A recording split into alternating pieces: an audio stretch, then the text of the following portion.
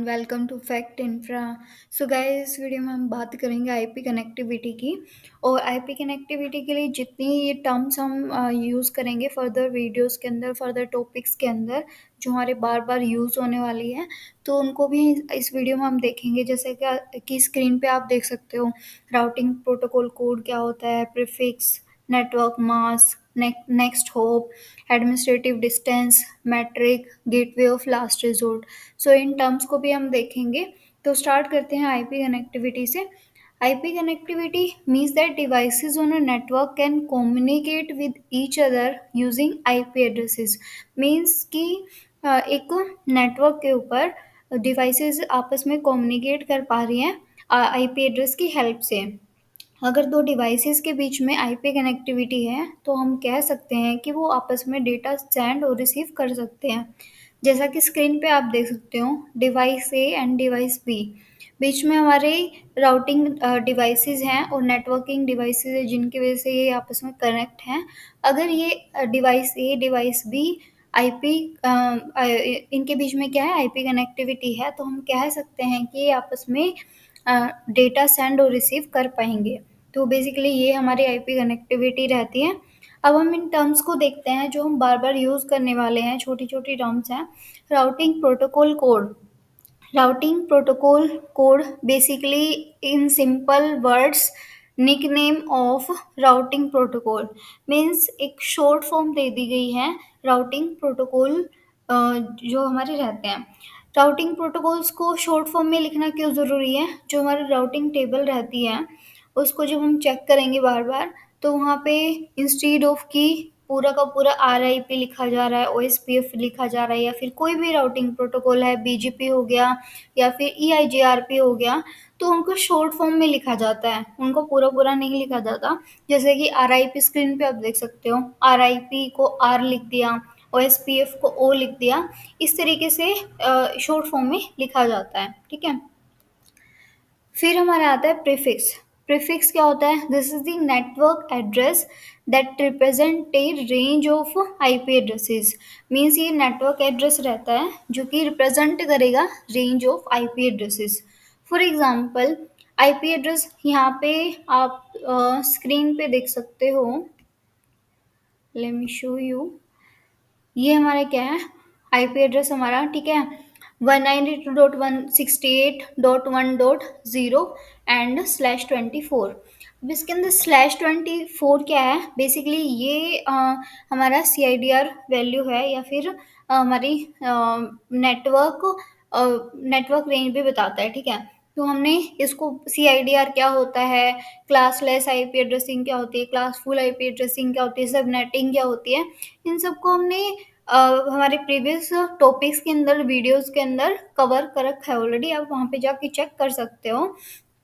तो यहाँ पे क्या हो रहा है कि 24 क्या हमारा नेटवर्क रेंज बता रहा है। ठीक है, तो 24 बेसिकली अगर नेटवर्क रेंज बता रहा है, इसका मीनिंग क्या हुआ कि फर्स्ट 3 ऑक्टेट हमारे क्या होंगे, यहाँ पे हमारे नेटवर्क के लिए रिजर्व होंगे। सॉरी, फर्स्ट 3 ऑक्टेट हमारे क्या होंगे, नेटवर्क के लिए रिजर्व होंगे। और हमारे जो लास्ट दिस 0, ये हमारा क्या रहेगा, होस्ट के लिए रहेगा। मीन्स कि ये जो 0 लिखा हुआ है यहाँ पे, सिर्फ इस ऑक्टेट की वैल्यू चेंज होएगी, 1 2 3 4 5 या फिर टू अप टू 254।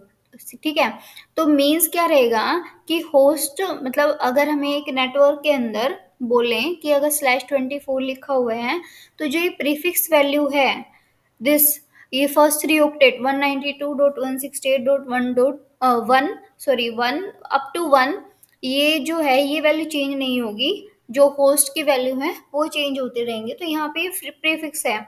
दूसरा एग्जांपल लेते हैं, 192.168.2.1/16। ठीक है, अब इस केस में हमारा जो प्रीफिक्स वैल्यू है वो क्या है, 192.168 .0.0 यहाँ पे क्या रिप्रेजेंट कर रहा है, हमारी जो अब यहाँ पे होस्ट की वैल्यू है ना, वो ये लास्ट के 2 ऑक्टेट वाली रहेंगी। ठीक है, तो ये हमारी वैल्यूज चेंज होंगी और लेकिन ये जो 192.168 है, ये वैल्यू चेंज नहीं होगी। ये हमें कैसे पता चला? इस वैल्यू से, जो हमारी नेटवर्क रेंज बता रहा है ना 16, ठीक है। इसका मीनिंग क्या है? हमारा जो फर्स्ट 2 ऑक्टेट है वो हमारी नेटवर्क के लिए रिजर्व है, हमारे लास्ट 2 ऑक्टेट है वो होस्ट के लिए है, ठीक है। तो ये हमारा बेसिकली क्या रहता है? प्रीफिक्स होता है, नेटवर्क एड्रेस होता है बेसिकली। और ये हमारा क्या रिप्रेजेंट कर रहा है? Range of IP addresses. और यहाँ पे प्रीफिक्स हमारा चेंज नहीं होता है, और हमारा जो होस्ट के लिए जो रहता है, हमारे जो होस्ट बिट हैं वो चेंज होती रहेंगी, और इनको हमने प्रीवियस वीडियो में ऑलरेडी कवर कर रखा है। तो नेक्स्ट हम जाते हैं नेटवर्क मास्क के ऊपर।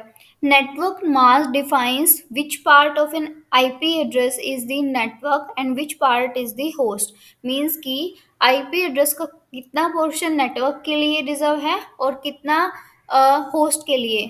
मीन्स कि आईपी एड्रेस में कितना पोर्शन नेटवर्क का है और कितना होस्ट का है, ये हमारा कौन बताता है?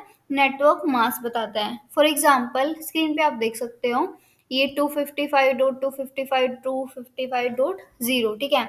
जो फर्स्ट 3 नंबर्स हैं, जो सॉरी फर्स्ट 3 ऑक्टेट में जो आप 255 देख रहे हो, ये बेसिकली क्या रिप्रेजेंट कर रहा है? नेटवर्क को रिप्रेजेंट कर रहा है।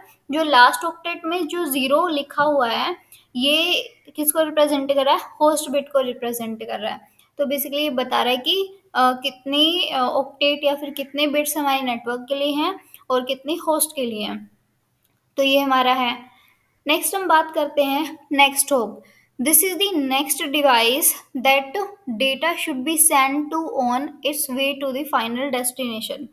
जब एक सोर्स से लेकर एक डेस्टिनेशन तक कोई भी डेटा जाता है, तो ज़रूरी नहीं है जो सोर्स और डेस्टिनेशन आपस में डायरेक्टली कनेक्टेड हों। बीच में काफ़ी सारे नेटवर्किंग डिवाइसेस से वो कनेक्टेड हो सकते हैं। मीन्स एक ए डिवाइस बी डिवाइस से अगर डायरेक्टली कनेक्ट ना होके कुछ नेटवर्किंग डिवाइसेस से कनेक्ट होते हैं, ठीक है, हो सकते हैं।